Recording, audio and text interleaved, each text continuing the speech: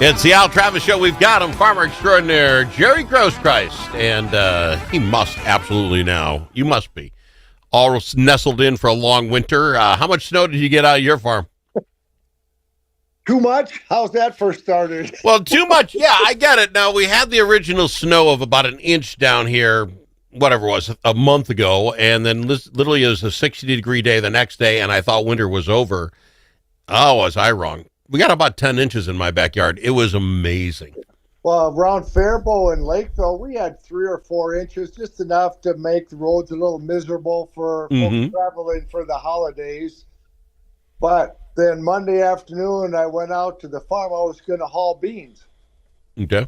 Silly me. You were going to haul beans, really? Wow, how good a price were those that you're willing to go? Is that you? Do you factor that in, Jerry? I know you're a hard worker. But when you look at the bean price, it's time to sell. Then you look outside and see all that snow. You're like, yeah, let's hope it goes up tomorrow. Well, I remember here we were talking a couple, 3, 4 weeks ago. We had the highest bean prices in over a year.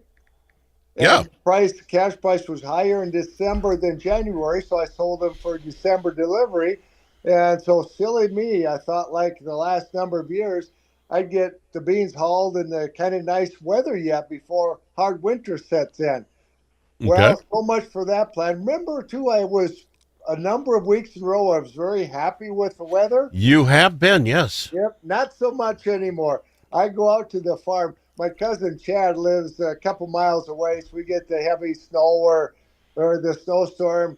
He'll run over and blow out the driveway and up to the yard. No, wait. Why does cousin Chad do this for you? I mean, he's a great guy, and he's already in his tractor. You got one of the tractors with a big blower on there? Is that what he's got? Oh, yes. Don't you have one? Can you not do your... Oh, you don't? Okay. No, because why should I buy one when I can hire a Chad down the road? Yeah, I get it. I guess I thought that came with, like, your first starter John Deere. They get you a John Deere, and then they throw one of them snow blowers on there, because I'm like, I could live with that. Heated cab, got music going. I could do a lot of driveway with that. So I hire him to do it because it's just much easier. But I got out there, and there was no snow on the driveway. We got about a fifth of a mile driveway. So this is kind of nice. Not so much. I got up to the yard, and I was ready for it, and the snow settled in. I was not far from the concrete outside of the house, and there the little Focus sat, hung up. The snow was up to the grill. Oh, yeah. And you got to get it out before it gets any heat on it or sun, because it'll harden pack really hard. So you get out there, have to shovel it out. What do you do? I'm older and wiser, Al. I didn't bother shoveling. I went over and plugged the tractor in with the loader for about 45 minutes and got the tractor and loader going, moved the snow around, and it's really slick because cars nowadays, even my older Focus, where do you hook the chain to pull it out? See, that's a great point. There is really no spot on any of these newer cars anymore. However, son-in-law used to pull a little trailer when they went camping. So I had a trailer hitch on the back that I could wrap the chain around and tug it out of the snowbank and then move the rest of the snow.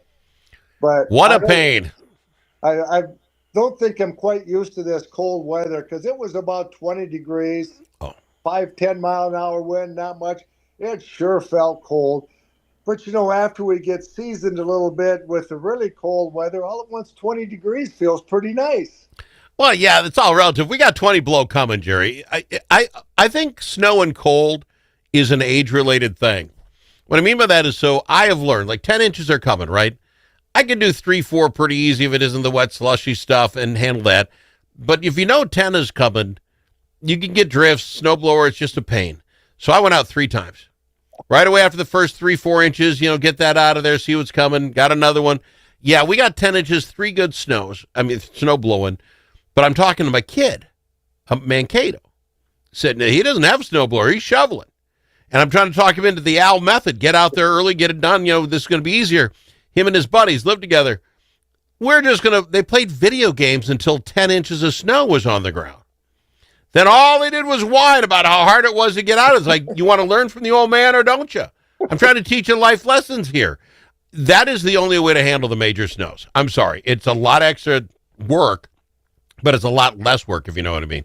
I don't worry too much about it. I'm a Because you little got bit, Chad. Yeah, you don't have to. You got the big plow. and get this. This is really going to make you jealous. Where we live in Lakeville, we live in a quote association. Oh, So they my. come and clean the driveway and they mow the lawn. But just so you know that I don't have it too easy, daughter Laura lives 3 blocks away, and guess who gets to blow her driveway and mow her lawn? Because our son-in-law travels all the time. Oh, so you do get some outdoor Yeah. work. Good. That's good. That association thing, And that's a I good just deal. let it snow till it's done because I've got a great big 2-stage blower. Okay. So it You don't mind. goes pretty easy. However, I don't. We have to take a break. Yeah, But pretty quick here. here's the other reason I'm not real happy. I was just moving the snow with a tractor and loader. Mm-hmm. Well, I got a little fixing to do next spring. What'd you hit? I had the scoop tip down a little bit too far, and the ground wasn't frozen yet before we got all the snow. So I Oh, got God. some dirt and some sod. You, was it New England's kicker? Did you see that kicker last night's football game?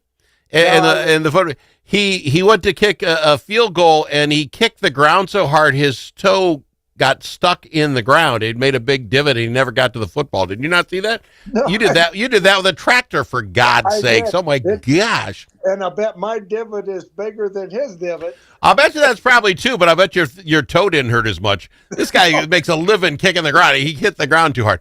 We do have to go to break, Jerry. We got to talk a little bit about some farming. Although I presume now everybody just hunkers down. You're not doing crap out on the farm now. It is just done time, right? No, I'll be later on this week. Warms up a little bit. I'll be out hauling beans, and All right. when I get that done, I'll start hauling corn. But my All truck right. has a nice heater in it, and it has a tank heater to get it started. I got spoiled in my old age. Well, it's about time you got spoiled. We'll be back after this. I've got him, Jerry Groskreutz, farmer extraordinaire. More coming up on the Al Travis Show. Don't go anywhere. It's not the same if you're not here.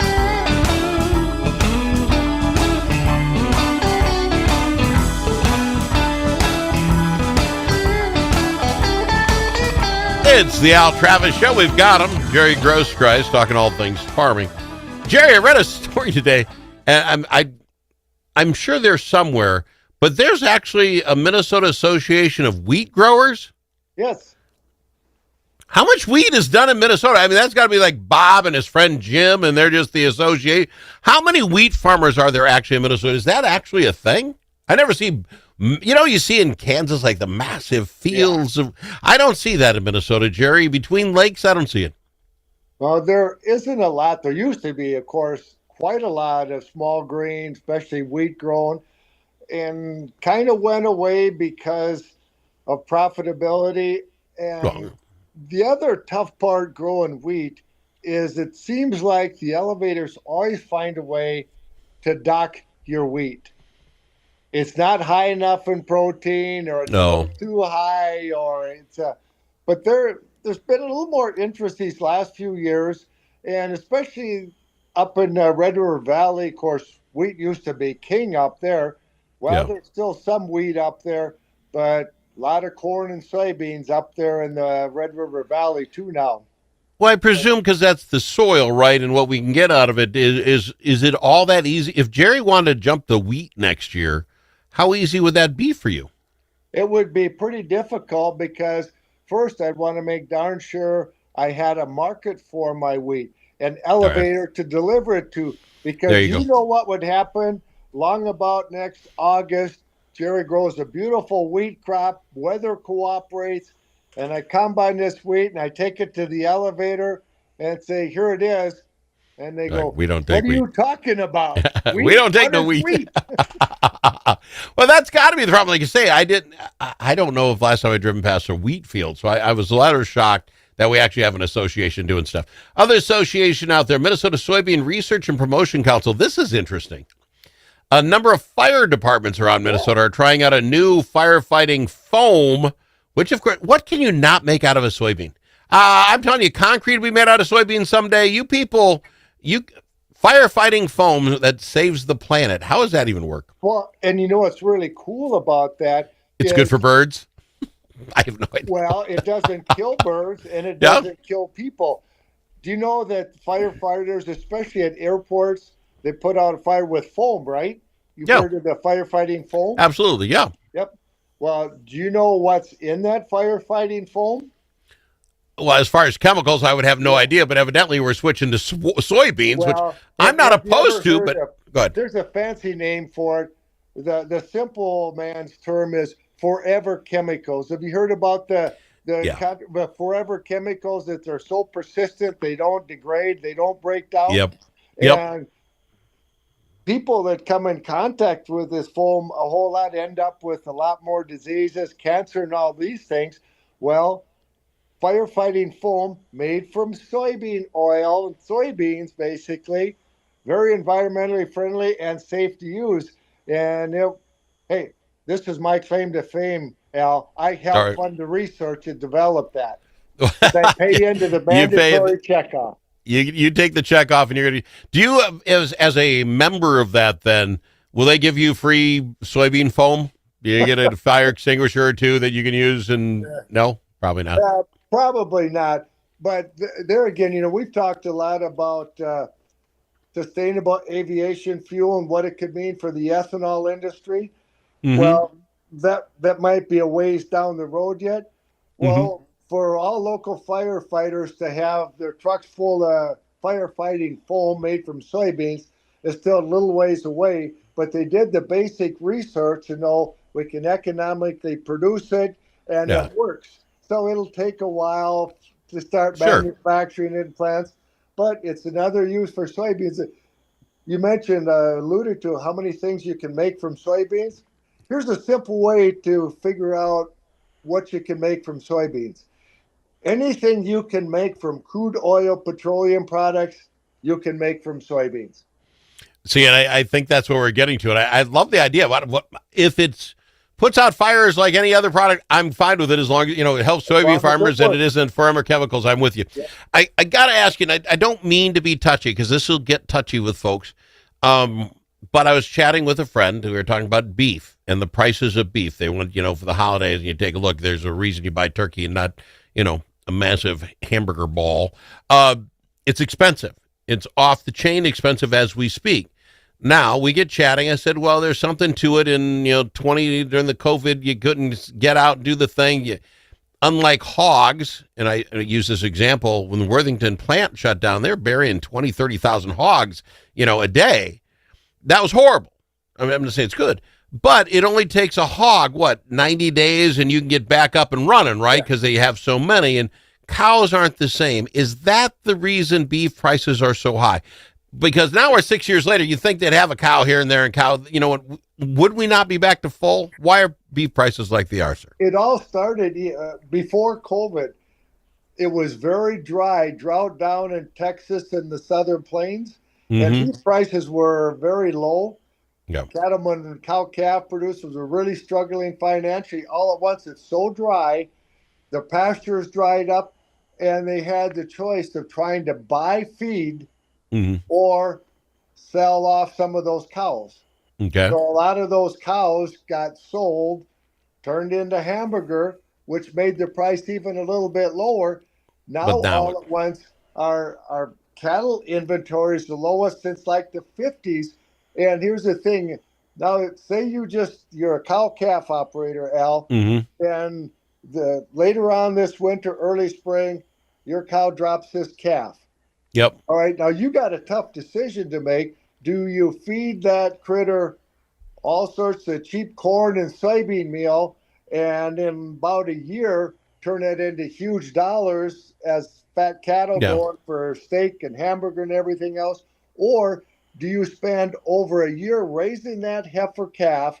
Now you breed it. Now you're going to wait another 9 months before that heifer has a calf. And now you're going to wait another year before you feed that animal. Yeah.